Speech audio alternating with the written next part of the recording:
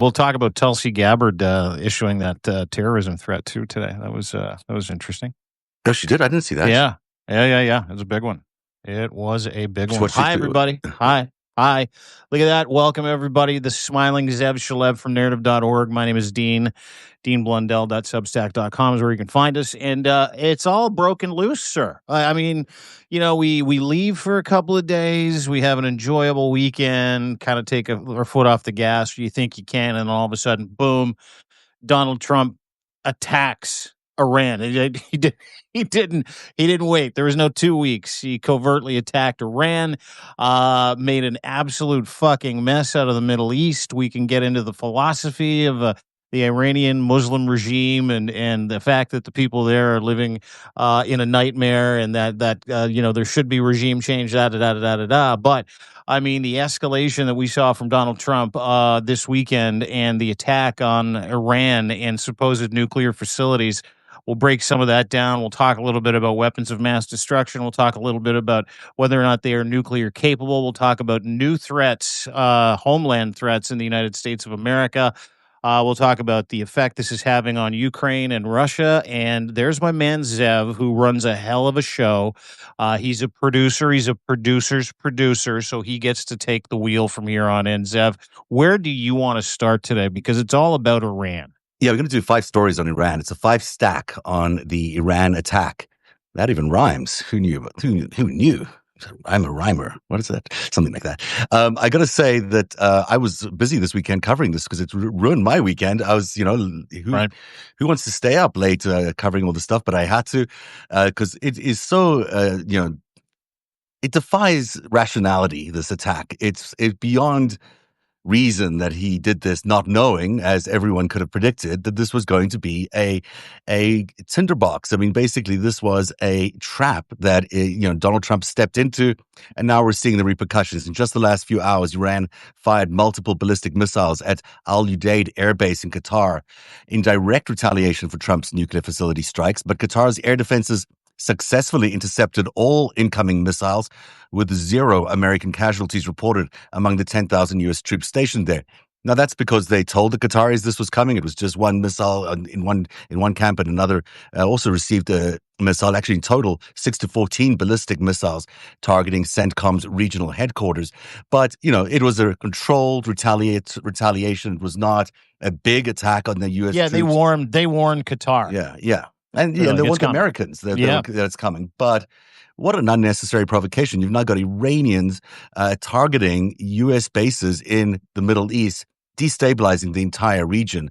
I'd like to get your thoughts about this because, we've got U.S. embassies now closing. There are emergency shelter in place orders for all Americans. The Iranian Revolutionary Guard is coordinated with Qatar hours in advance, but we have no idea what asymmetrical response is still to come. What we've had right now is a symmetrical response, but who knows what might be happening. These guys have a very, very deep, penetration into the American system, into America. They have cells that are terror cells. They have all sorts of things that they could do. Plus, their cyber threats are so developed, and their cyber capabilities are so developed. This is just the start of what could be a long retaliation against the United States. Yeah, it could be one of two things, to your point. And I had a great time watching Lev Parnas and Malcolm Nance kind of wax about this about an hour and a half ago. Same with Steve Schmidt and Don Lemon. They kind of were differences of opinion, but effectively there are two, from what I understand from real experts, there are two possible outcomes here. One is, you pointed out, this escalates. Iran's been legitimately planning for this for 46 years, ever since the U.S. helped with the last regime change. We know how that went in Iran. And they've been waiting to kill Americans for 46 years. Same with Israelis and Jews. They have been trying to kill Israelis, Jews, Americans, democracies, people who have free will and vote. They've been trying to kill those people that don't like the Islamic regime and don't like the radical Islamic regime of the Khomeini. Their job is to kill those people. They've been stockpiling weapons for 46 years. They've been building tunnels for 46 years. They've been building bunkers for 46 years. They've been infiltrating, different countries and diasporas all around the world for 46 years. So when we talk about whether or not that response from Iran was a paper tiger response, meaning, is that just a, hey, we need to save face with our people, let them know that we hit you really hard, apparently I heard that they sent the exact same amount of missiles into this Air Force base in Qatar that the U.S. dropped on that Ford Row facility and a couple of other nuclear facilities. Slightly So different sized bombs, I would imagine, but yeah, yes, yeah, yes. pretty did much different sized bombs. You're talking about the American military and the Iranian military, but the Iranian military is no slouch. I mean, they are well armed. They have lots of oil, and again, they've been preparing for this for 46 years. And I think a note that came out today, Tulsi Gabbard, who is this insane cult Hey, member of Lev. some Hawaiian cult. Hi, Lev. Nice to see you. Good to see you, Lev. Hawaiian cult. She put out a note today, and I thought it was really fascinating. Is this note that she put out effectively said, this is the summary of a threat to the United States. The ongoing Iran conflict is causing heightened threat environment in the United States. Low-level cyber attacks against U.S. networks by pro-Iranian hacktivists are likely. Cyber actors affiliated with the Iranian government may conduct attacks against U.S. networks. Iran has also a longstanding commitment to target U.S. government officials it views as responsible for the death of Iranian military commander killed in January 2020. That was Soleimani, if you remember that. The likelihood of violent extremists in the homeland independently mobilizing to violent response to the conflict would likely increase if the Iranian leadership issued a religious ruling calling for retaliatory violence against those targets in the homeland. Multiple recent homeland terrorist attacks have been motivated by anti-Semitic or anti-Israel sentiment. The ongoing anti-Israeli and anti-Israel Iran conflict could contribute to U.S. base of individuals plotting additional attacks. That is a warning to the American people that you should expect Iranian backed terrorist attacks on your home soil in the United States of America. So there's your butterfly effect. On top of all of this, on top of everything that we've discussed, which is they attacked 3 bases today. The U.S. and Israel still beating the shit out of Iran. This is now escalating not just into words of rhetoric, but ballistic missiles raining down on 3 different air bases, U.S. air bases in the region, and there are dozens more. And if you don't think Iran isn't ready to attack those bases, if you think Iran is just like, we'll send a couple missiles, hopefully that ends this, and then we can all go back to being who we were. This is not going to end anytime soon. It is not going to end anytime soon. And it's what's really interesting as well. The traditional alliances that the United States relies on in the Middle East, Saudi Arabia, UAE, Kuwait, Bahrain, they all condemned the U.S. nuclear strikes. So even though they're opposed to the Iranians, even they condemned the American strikes. And that's why today's retaliation is going to be viewed in a very different light. Normally, if Iran had attacked any of these American bases, they would have been universally condemned. They're not being universally condemned. Suddenly, it's justifiable for these American bases to be targeted by the Iranian Revolutionary Guard. This is an unthinkable turn of events for a bad expedition by Donald Trump pretending to be, a foreign policy expert, but actually sinking America into this quagmire that it could go on forever. Yeah, and not in the traditional sense either, right? Like we know that now governments have the ability to reach into different countries through your phone and basically take over your mind, take your money, take your house, make your life miserable, blah, blah, blah, blah, blah. And again, 46 years is a long time to be planning your retribution against America, right? So, what is next? Where will this fight be fought? Where will this war be fought? We know it's being fought in Iran and in Israel. I mean, the scenes that are coming out of Israel today are devastating. Iran hit a hospital the other day, and you can say what you want about false equivalence because of what Netanyahu's done in Gaza to hospitals and schools, et cetera, et cetera, et cetera. But I'm talking about it from a point of escalation. Again, this isn't just drop bombs and hope for the best. This is we're going to cripple your ability to send money. We're going to stop you from being able to access your electrical grid. And by the way, it works both ways. Right? If you don't think that there are certain countries in this world that don't have the ability to target, the U.S. Electrical infrastructure grid, you're crazy.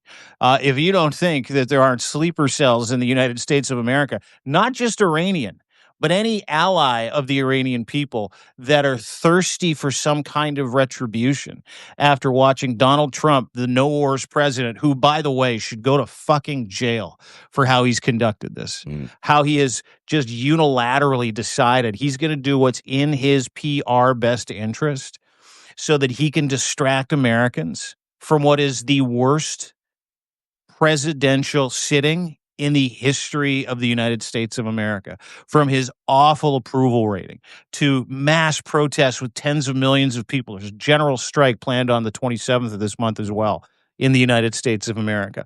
He's destroying the economy. He's being laughed at by world leaders. He couldn't make it through one day at the G7 without embarrassing himself, soiling his pants, and having to fucking fly home early. So, and not just that, the rumors of his physical and mental decline. What is a great way to distract everybody from the disaster, which is you, other than starting a war with a state that's easy to hate? It's easy to hate Iran. This is the Well, Islamic regime. It's easy to get behind not allowing them to have nuclear weapons. It's easy to talk about regime change because we've been talking about it for 46 fucking years.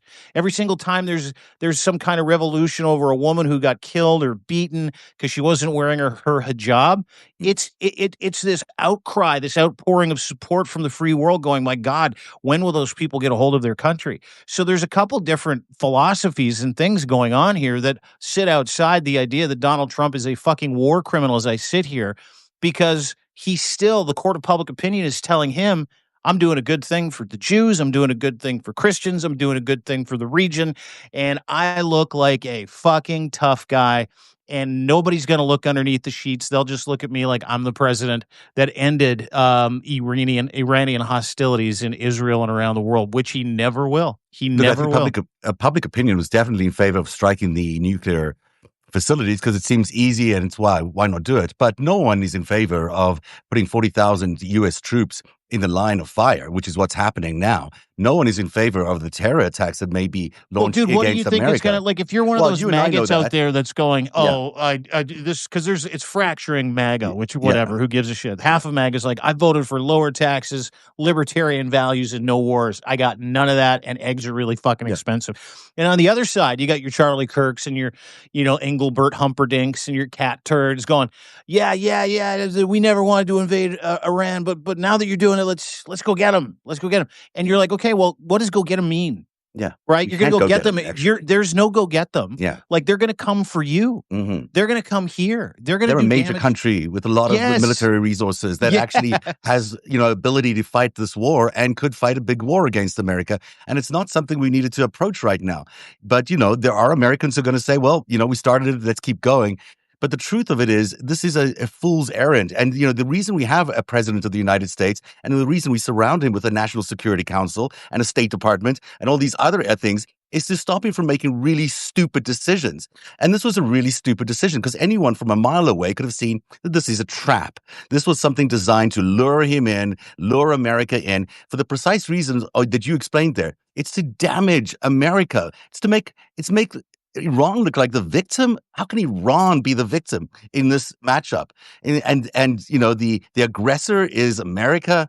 How do we land up in a situation where the free country of the world is the aggressor against this Iranian regime? And yet here we are, people are sympathetic to Iran. Even Iran's enemies in the Middle East are sympathetic to Iran because their sovereign territory was attacked. That's how sad the situation is. We've completely Yeah. flipped the narrative, and we're hurting Americans, and we're hurting American bases, we're hurting American values. We're absolutely going to hurt Americans, ability to travel, our national security, our homeland security has got to be ramped up to such an extent now that we're going to be so concerned about all these terror attacks. Why? For what reason? For dropping a bunch Vanity. of bombs that didn't actually hit the targets? I Yeah. mean, it's beyond me. Well, and that's the other thing, right? They talked about how Donald Trump in his press conference, we completely obliterated their nuclear facilities. And then 12 hours later, he's like, we did heavy damage. They're like, oh yeah, Americans did heavy damage. And now they're like, actually, not sure. Joint Chiefs guys like, not sure we actually got anything. And on top of it, because Trump was running his fucking mouth on Truth Social about possibly getting involved, they spent a week. Iranian officials spent a week moving something like 400 kilograms of enriched uranium Yep. out of all of those facilities into a secret underground bunker somewhere nobody knows him. So it was tactically, you could say it was a, and you give credit to the men and women in uniform doing something surgical and professional like they did. But again, this was so performative, they didn't get shit. No, they They didn't. In didn't they fact, didn't get rid of any centrifuges, they didn't get rid of any uranium, they didn't damage their ability to fucking make it. They have all kinds of, again, 46 years, all kinds of other facilities that they've taken all the uranium to, and now the race is on, Zev, yeah, right? Now the race is on because they're like, "We need the bomb." yeah. And there Oh, are a yeah. bunch of countries out there that are like, "So do we," And in we're the going to face help of you. this aggression, and we're gonna help you because Yeah. you're gonna help us. That is, in fact, the number four story. Let's stick to just tell people where they are. What you just pointed out to about the uranium being moved, 408 kilograms of 60% enriched uranium, enough for 9 to 10 nuclear weapons that were able to be moved away from the actual facilities where the bunker busters hit. They were, smuggled away and are now sitting and available to the Iranians. So you've got satellite imagery that showed that there was unusual truck activity at the nuclear sites just preceding these particular strikes by the bunker busting bombs. So we know that they've taken the uranium away, they've got the centrifuges, and now they're capable of rebuilding their nuclear facilities, but they're doing it now outside of any international monitoring because they are now excluding themselves from any international monitoring. We will never know what's really going on inside Iran. And you can imagine within a year or two or far less, we will have a nuclear capable Iran on our hands thanks to Donald Trump's fiasco. Mm. And there is the then what Yeah. answer, right? Yeah. Like, the people that, and the maggots and the people that are like, wipe them out, turn it into a fucking parking lot. Who cares about Iran? It's just a bunch of mountains. Fuck them. Let's get rid of them. USA, USA. Okay. Um, Now you've got a nuclear capable Iran. Mhm. Now you have another generation of 20 million people that want to murder Americans that will be Mhm. taught to all of those kids. Now you've got more retaliatory attacks. You can't control those. Now you're damaging all your relationships. And now you're talking about killing Americans, Yeah. like on their own soil. Tulsi Gabbard, warning today, terrorist attacks, uptick, watch out. Iranian sleeper cells all over the place. We might be fucked. Like, that's the now what that nobody thinks when they drag their balls out of their pants and they put them on the table and they say, we're the toughest people on the block. I see it on Twitter all the time. You and the Canadian Army, whatever, we'll run over you. We'll just send in the National Guard from Virginia and we'll take you. It's like, nobody ever thinks what kind of damage you do when you get into wars like this, or the rhetoric becomes what it is, until someone calls you on it, until another country's like, fuck you. We saw that today for the first time. We saw a sovereign nation that was invaded by Israel, invaded and bombed by the United States of America. We're watching them punish Israel. We're watching them rain hellfire on 3 different American Air Force bases, once thought to be untouchable. Like, we're It's a here. shot across the bow for sure. This was a very, careful, restrained attack. Obviously, they could have done a lot of damage if they wanted to. They could have not warned the Americans, but they did. They did this in a restrained way. But it makes them look like the responsible party in all of this, and it makes Donald Trump look like an irresponsible leader of America, which is again just flipping the script on this narrative, which shouldn't be happening. And in a number three story, which is aligned to all of this, all of it is landing up giving Vladimir Putin a $50 billion windfall, because all of this is increasing the prices of oil from 69 to 79. At one point today, it peaked at $81 per barrel. Now it's back down a little bit, but it's generating that particular increase in oil pricings is generating him 42 to $50 billion annually, which you know what he will do with. He will fund his entire war against Ukraine using that $50 billion benefit that he's now getting of the increase in the oil prices. And that is why this is such a cynical thing. And I guarantee you that Putin and Trump, who seem to be having conversations, 5 times in the last month, what are they talking about? Of course, they're talking about this stuff. Of course, they're talking about what's the strategy to help Ukraine lose that war. Well, one of the things that Putin needs a lot of help with out of the G7 was the oil embargoes that they were putting up against Putin. They were banning the shadow fleet. They were doing all sorts of interesting stuff. Now, Donald Trump has given him a boon. Now he's giving him $50 billion in additional money for his war against Ukraine, for his war against NATO. And that is the most appalling thing about this. To me, when I look at it from a geopolitical perspective, Donald Trump is really helping Vladimir Putin. He left the G7 basically to go do his big thing. The big thing was to help Vladimir Putin. After he Yeah, pumped Putin's tires, if you remember that correctly, where he opened up yeah, the G7. He's yeah. like, he should be here. I'd be mad if I was him too. Then he completely fucked it up and said Obama and Trudeau got rid of him, and if he was here, there wouldn't be any wars and blah blah blah blah.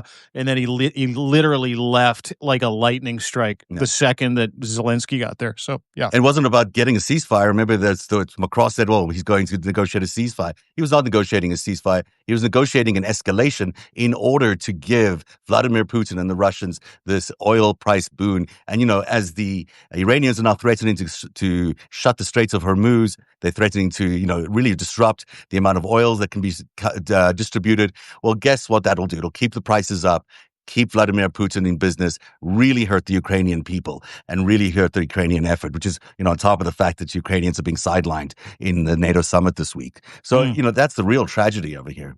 Yeah, there's lots here. We don't.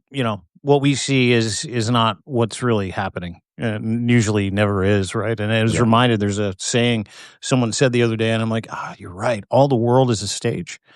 It's if you think about the war that we're watching and the beginnings of this war, or you think about Gaza and who this is helping, right? Is the visuals of dead kids, the visuals of aggressive behavior of other countries helps whoever's being attacked, right?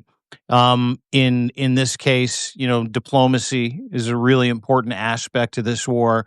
You've watched Vladimir Putin look like a statesman, denouncing, what's going on in Iran, denouncing the escalation by the United States, because the free world is denouncing the same things, right? And so, not only is it good for his bottom line with the price of oil going up and a little nudge, nudge, wink, wink, but it's also good for his reputation right now. You've got a guy who's like, whoa, whoa, whoa. And dude, and the hypocrisy is fucking dripping wet.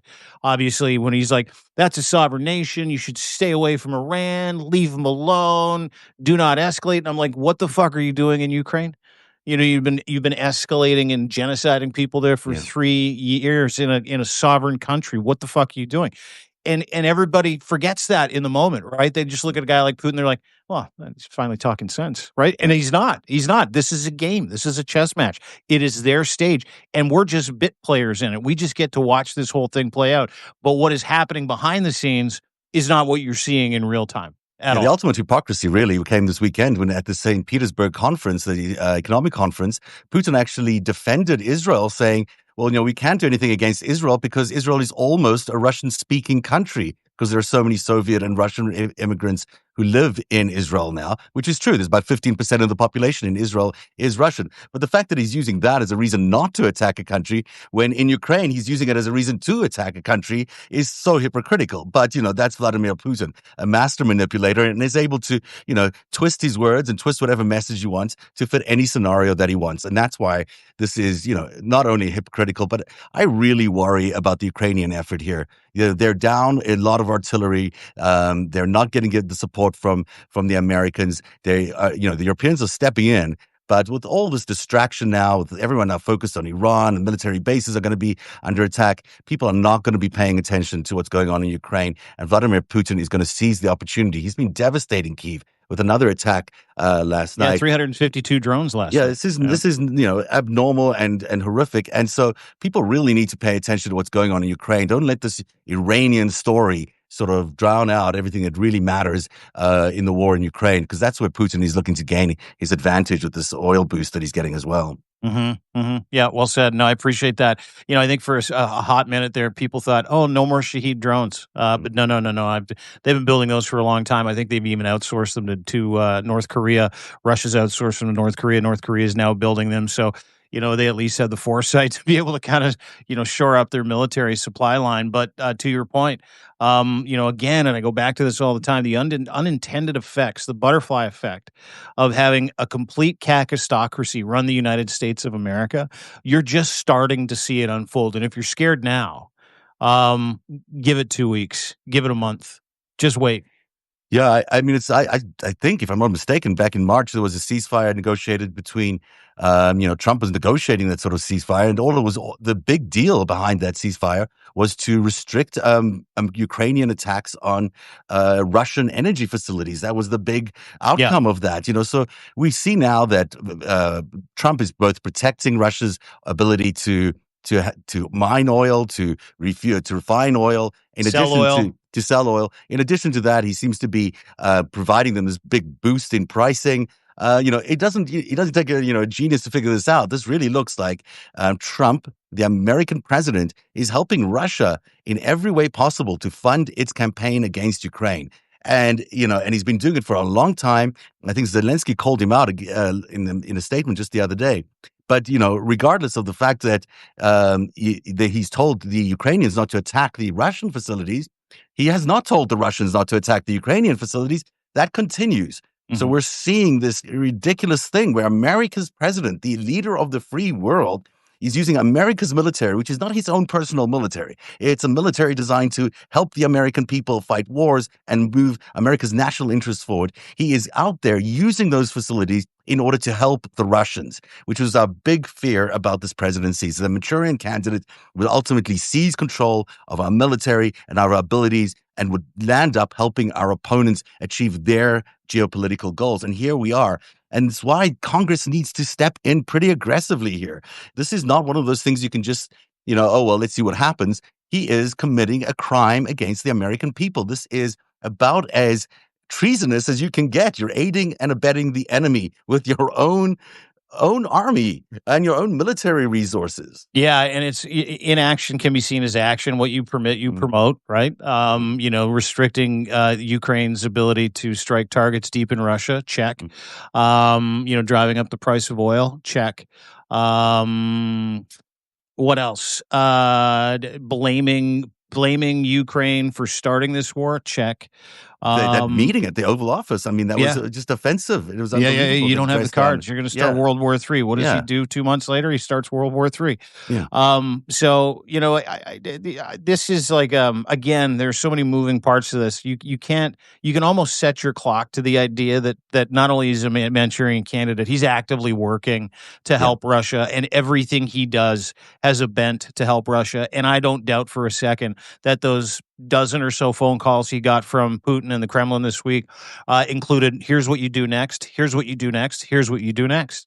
I cannot, he is not smart enough to play 5D chess No. in a geopolitical game like we're watching today.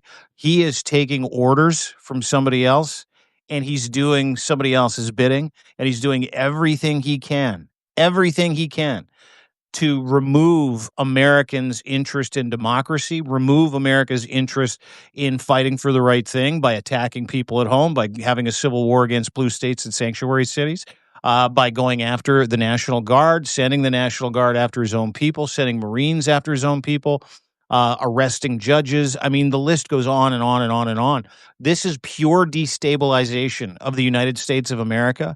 And this is a pure embracement of Vladimir Putin's Russia, fascism, and how Vladimir Putin wants this to work. I can guarantee you none of this shit. It's not coming from Pete Hegseth. No. It's not coming from the Joint Chiefs guy, Kane, Raising Kane.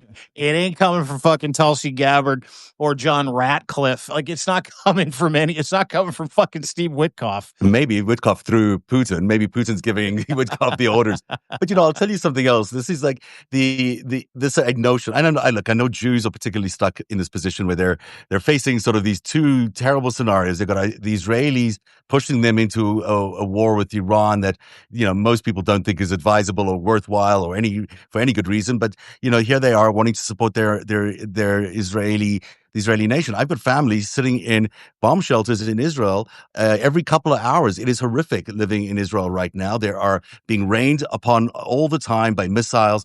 Most of these bomb shelters are very tiny. You can't imagine how horrible it is. With your kids and your dog and your family all in a tight little space, having to every couple of hours, and there's no facilities in most of these things. If someone needs to go to the bathroom, they need to go to the bathroom. It's like this is not exactly lovely living for anybody. And Israelis are stuck in this horrible predicament where they've got a leader in Bibi Netanyahu who, like Donald Trump, has gone completely rogue, is doing things that is makes no sense in the world and certainly does not follow the rule of law. And it's all because these three guys, Trump, Putin, and Bibi Netanyahu, are in an alliance together. And that's the only way to possibly explain all of this, is that this is the result of the enemies of democracy, this union of these strongmen leaders and the other networks that have combined forces in order to really change the world by, the hell bent on changing the world to make it look in whatever they want it to look like. That's why they cleared out Gaza. That's why they're doing what they're doing in Ukraine. They're just giving themselves permission to do it. But Jews who are stuck here thinking, well, how can I not support Israel? If I don't support Israel, if I don't support Trump, I'm not supporting Israel. That is not the case. At the end of the day, when you look at this destabilization that's about to happen, and you look at the incredible buildup of resentment towards Israel, towards Jews, towards America that's going to be building up in the Middle East, which has for years, not been that bad. But now with this attack on a sovereign country, that's going to be boosted up even more. And you're going to have this renewed sort of fervor against Americans and Israelis. We can't have that. We can't have that in the world. So Jews who think that they somehow need to support Donald Trump because it's supportive of Israel, you're misguided. It actually, at the end of the day, is going to really, really hurt Israelis, and it's really going to hurt Americans and our reputation around the world. Well said. I shudder to think, watching a lot of the anti-Semitic, specifically here in Canada. I've got lots of friends that are Jewish. I've been part of some think tanks of groups of guys that are trying to stop anti-Semitism. And I'm talking about the kind that, kids get harassed on the way to school, synagogues get shot up, schools get shot up, lit on fire, graffiti, Jewish people being attacked on their way to and from work, having to hire private security here. Some of my friends have had to do that. And you talk to any one of those guys, and they'll tell you the same thing, is that we believe in a two-state solution. We believe that Palestinians should be allowed to live in peace. We also believe that Hamas should be wiped off the face of the earth.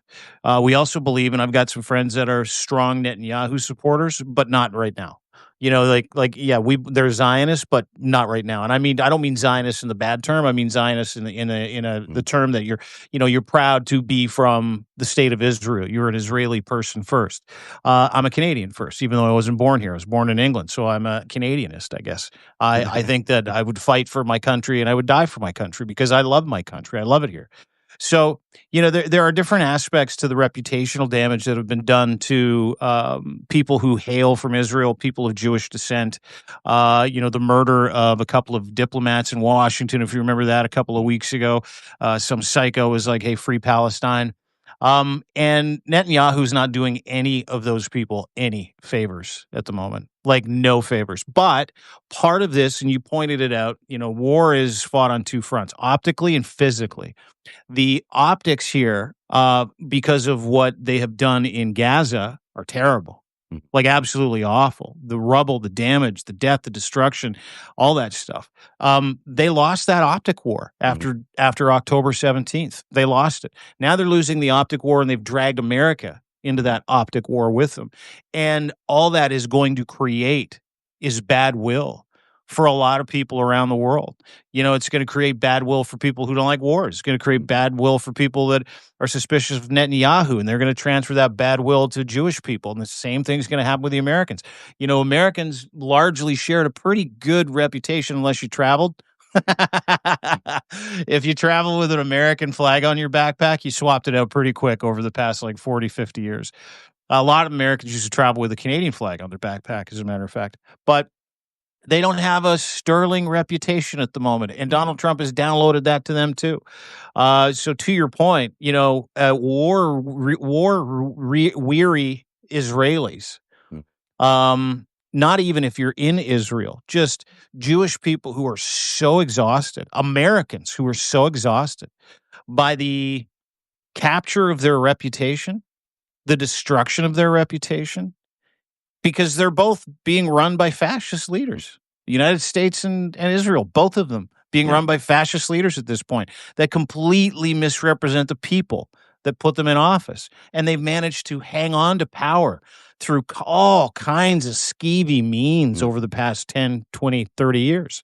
So, you bring up some really good points is that there is going to be some real nuanced fallout when it comes to how certain people, Americans and Israelis, Jewish people, are treated. And that's the real shame in all this, right? I think it's so well said, and thank you for saying it because it's absolutely true that these people in Israel, a vast majority of them, I believe, and certainly the vast majority of people in America have been captured by governments that shouldn't even be in power anymore, by fascist leaders that have combined their forces with other fascist leaders, with other autocratic countries against their actual constitutions. And what they're Didn't doing is Bibi's wife she was found guilty of fraud and embezzlement? yeah, and he is guilty, and he's still on charges for a lot of corruption. He's just as corrupt, if not more corrupt, than Donald Trump. I mean, just can't believe these guys. And they both have very close relationships with Vladimir Putin, who is the power behind all of this. Probably with China backing him, but Bibi Netanyahu still has a hotline that he's direct to Putin from his home, and it's untraceable. And the United States can't get into that phone line. And you can be guaranteed that the amount of conversations they're having to coordinate all this activity is quite fierce because we know that there was a Iranian facility that was staffed by Russian scientists. They didn't hit that one. They avoided that one. Why did they avoid that one? Because Vladimir Putin asked them not to avoid that one. Well, if that's the case, obviously there was a lot of coordination beforehand to determine which bases they were going to hit, how they were going to hit them, and what the reaction was going to be. So, Putin's in all of this. Bibi's in all of this, and Trump's in all of this because Trump has been talking to Putin as well almost every other day in the last month. If that's true, It's right? true. Well, no, and I believe it is. Yeah. I mean, how do you feel if you're Iran today? Like, if Putin's just using you as cannon fodder, and he's like, "Yeah, yeah, go ahead and hammer whatever targets you want, but just don't hammer this target over here, which is where I my mean, they guys could are." be in It's like, on it. I mean, really, there's no reason why Iran couldn't be in on this because they got all their nukes out, they got the uranium out, they got all these bombs were dropped on basically empty facilities.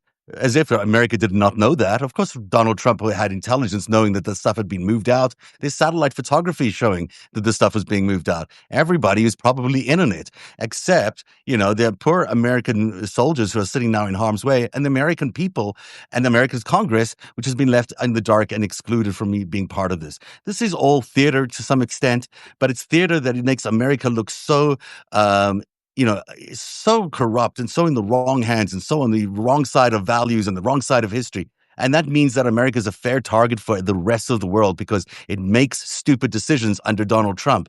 And that's the problem with all of this. It's not just his stupidity, it's America's stupidity that's being projected around the world, no matter how the American people feel about it. yeah, but listen, I go back to this all the time, and I see it a lot. There's a little girl that had a picture. She made a little kind of a sign for one of the protests last week. It's like, "We're sorry, dear world. We're sorry. We're scared too. We're trying to get him out of power." Signed the majority of Americans. Yeah. You voted for him. Yeah. I mean, he told you he was going to do all this. Well, He's doing all this. I mean, yeah.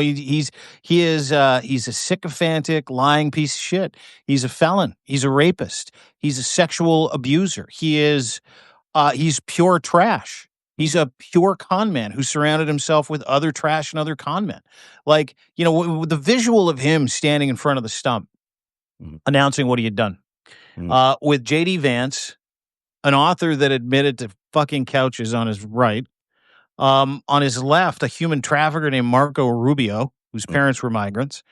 And next to him, a drunk weekend Fox announcer talking about how yeah, we just started a war. Yeah. And then you had J.D. Vance do a news presser, and they're like, "Hey, Mr. Vance, Vice President Vance, just a quick question. A couple weeks ago, Tulsi Gabbard, your entire intelligence apparatus said in no way Mhm. was Iran close to obtaining a nuclear weapon, in no way. And they're not a threat or a danger to Americans. This was in Congress. This is like They're we watched it. negotiating in good Yeah, faith with America, a deal that could have resolved all this yeah. entire thing. And then so JD Vance, are like, "What about that?" And he's like, "Well, there's intelligence and then there's our instincts." And I'm like, "You wrote a fucking book. You wrote a book about humping couches and escaping your mother's fucking meth addiction. Uh, what instincts? What war instincts do you have? What war instincts does President Bone Spurs have? How about Marco fucking Rubio or Pete Hegseth, who hasn't been sober for 25 years? Hasn't served in a military uniform has been fired from every job he's ever had. You guys are the fucking brain trust. Mhm. This is what makes it so scary for a lot of people. And I think with that picture, it dawned on me. I'm like, how completely incompetent America's Oh yeah, leadership is. Not just completely. incompetent, but dangerously incompetent, dangerously stupid, easily pliable, very malleable. Whatever P tape is out there of Donald Trump doesn't matter because all four of these jackoffs, all of them, they've got their eyes on a bigger prize, which is being part of some multipolar movement, which is, being the guy that ordered the strike. It's being somebody. And they're useless. They're useless in real life. And they're managing a fucking war with Iran, something that's the free world has tried to put a fucking top on that powder keg for almost 50 years. And they're like, let's fucking go for it. It's absolutely clear to me that Putin is running that entire operation. These guys are just puppets for Vladimir Putin. And, they're framing this as about being, saving these Israeli people and saving the American people from the Iranian, terrorist state or whatever it is that they're framing it as, or nuclear danger. Well, they've just accelerated the nuclear danger. They've just accelerated the terrorism. So that can't be a good reason to have gone into this. And they're not helping the Israelis at all because now they'll just, make the situation far worse in the Middle East. Yeah. Vladimir Putin has basically seized control of every aspect of the executive branch of America. And he is now conducting operations that are detrimental to America's national security and in favor of his own national security. And this is a devastating blow to democracies around the world, or anyone who believes in freedom around the world. Because what this will do is help him fund the continued invasion of Ukraine and help him fund the continued invasion of NATO countries along the Baltic states. This is where we're heading, and America is helping. So I don't know, AOC said the other day she believed this was a reason for impeachment. This is absolutely a reason for impeachment. He lied to the American people when he said this was about Israel and this was about nuclear capability, because it clearly wasn't. It was about helping Vladimir Putin. And this is what we're getting now, is a helping of Vladimir Putin. So if that isn't grounds for impeachment, then nothing is grounds for impeachment, because what worse thing can you do than help your enemy achieve its goals using your own military and, put your entire country at risk and your entire military at risk? Yeah. I mean, surely that is about impeachable offenses you can get. Now, That's pretty impeachable. Like, it's pretty Yeah. treasonous. It's pretty Yeah. fucking traitorous shit. It is Like, treasonous. all of it. Yeah. Yeah. It's sedition. Mhm. It is treason of the fucking highest order. Yeah. Yeah. I mean, that is the definition of treason, aiding and abetting your enemy. So I don't think America can be communicated this, because the national media is still talking about whether Iran has nuclear capability or not. Well, This and is keep in never the mind, point, too, and everybody, like, I think it's Yeah. really important. Keep in mind, nobody here, like Zeb and I, we're not dancing around the idea that the Iranian regime is a bunch of bad guys Oh yeah, they're terrible. that need to be taken out. Like, Yeah. we totally get it. Yeah. It's how Mhm. and why and the lying and the co-opting of America's military as his own, and the lying about nuclear facilities, nuclear capabilities. It is the attacking a sovereign nation against the will and the rules of other sovereign nations in the area. It's starting a bigger fight, which this is going to be a bigger fight that hurts Americans. This in no way is this making Americans safer. Now, that note from Tulsi Gabbard warning Americans there are going to be terrorist attacks from Iranian sleeper cells, cyber and physical, that came out 2 hours ago. That's not. You're not making America safe again. No. You're not making America great again. You just opened America up to the idea that game on, right? Salman Rushdie Mhm. wrote a book called The Satanic Verses 40 years ago. Do you remember this book? Yeah, of course. Big book. He's And the sentenced to Ayatollah at death, the time, yeah. it's like, we're going to put a hit out Mhm. on him, former Muslim, former Iranian. We want him dead. Dead. Well, 40 years go by, and he got attacked with a knife on stage in New York Mhm. about 4 years ago. Yeah. Took out his eye, almost killed him, stabbed like 24 times. The guy screaming Aloha Akbar the entire time. They don't forget.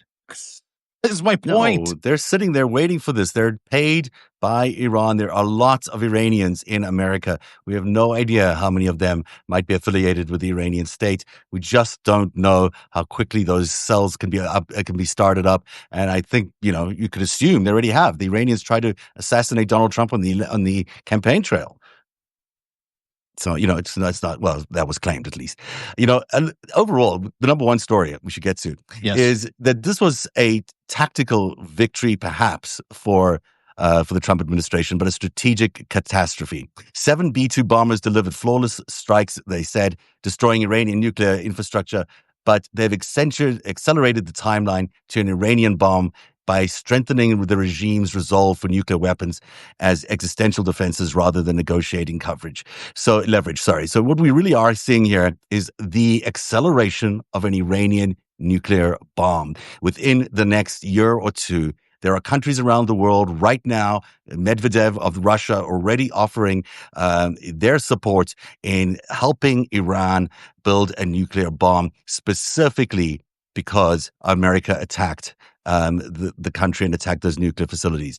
You've got regional allies like Saudi Arabia and the UAE are condemning the American intervention. They're actually on Iran's side. How can that even be after these guys have been at war for so long in that region?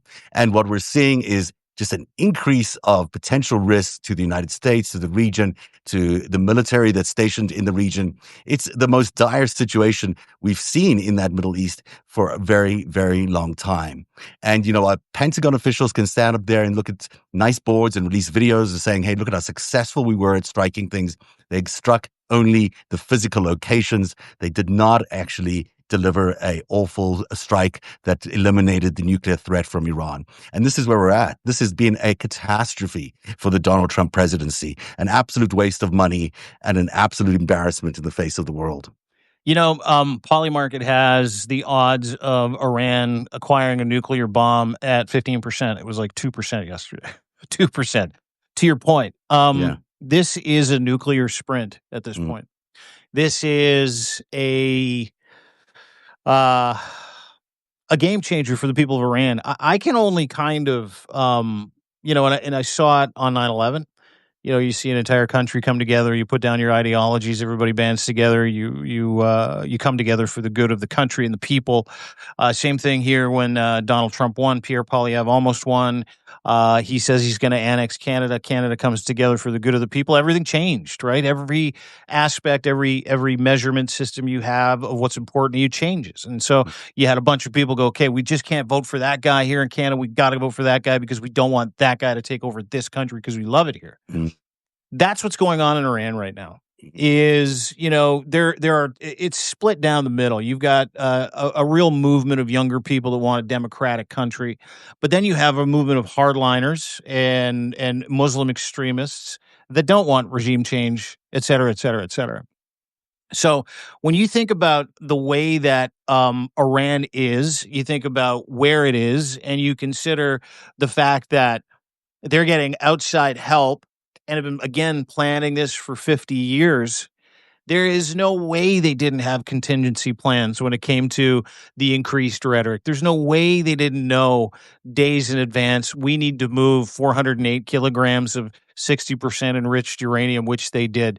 There is no way that their resolve isn't 10 times what it was prior to these bombings.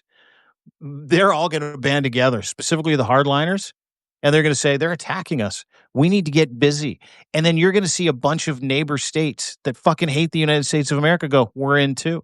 Again, the butterfly effect that we don't realize because you've got the dumbest fucking people in America running the United States.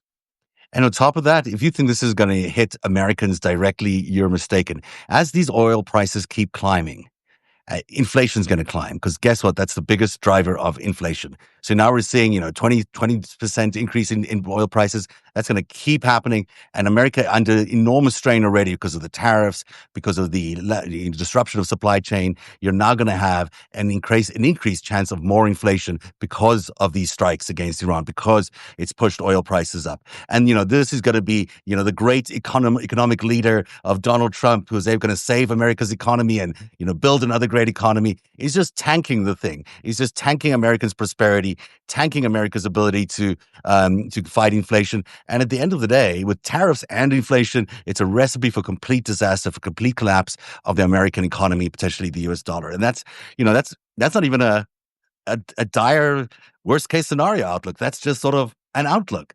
That's Um, that's that's just like, hey, these are the natural yeah, consequences of yeah, what's happening in your yeah, country. It's not like this is the worst possible case scenario, because yeah, the worst case scenario for Donald Trump is a significant depression in the United yeah. States of America, a very deep recession at the very least, which apparently is coming. The sad part is that you can see him do all this illegal shit over the past 4 or 5 months, right? Mhm. Watch him collect bank in the Middle East. You watch him, pardon 1,600 J6ers, violent assholes. You watch him pardon, guys like Charles Kushner and other violent assholes, because then he'll get their money, because that's part of the deal. If I pardon you, you're going to give me X amount of dollars. You're like, yeah, no problem. Now Charles Kushner is the fucking ambassador to France, of all things, which is absolutely crazy. If you know anything about Charles Kushner, this is Jared's dad, who set his Yeah, brother up with a hooker, recorded the whole thing so that he could bribe him. No word of a lie. So you've got like all of the terrible people doing all of the worst things, yeah, and it's a collecting pot. MAGA is a collecting pot for assholes. It's a collecting pot for criminals. It's a collecting pot for rapists.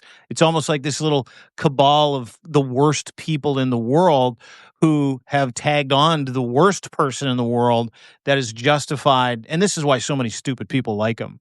Like it's true. There's a study that was put out that talked about who the dumbest people in the world are, and it's a Trump voter who believes in conspiracy theories. We talked about stupidity legitimately being the number one pandemic mm, in North America right now, because those stupid people have the nuclear football and they yeah. have support from millions of other stupid people. Do you know what Donald Trump did today? I'll tell you what he did today.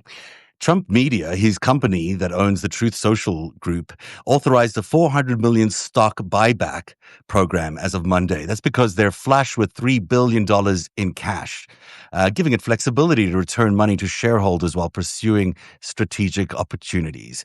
Meaning he cashed in today. He cashed in $400 million in his stock buyback program that he got from, I don't know, maybe the Chinese, maybe the Russians, who knows who's feeding him the money. But that company is not worth $3 billion, no matter what you tell me. You tell me Um, 280,000 members of yeah, that stupid fucking website somehow worth yeah, $3 billion. And he said he wouldn't take his money out ever. He was going to be in it for a long haul. Remember yeah, that? Today yeah. he cashed in. That's Well, nice. he's buying back some stocks, so it'll at the end of the day be able to cash out all this money. But right now he's just putting it in his company's back pocket. The result of this is basically, why is he conducting foreign policy on Truth Social?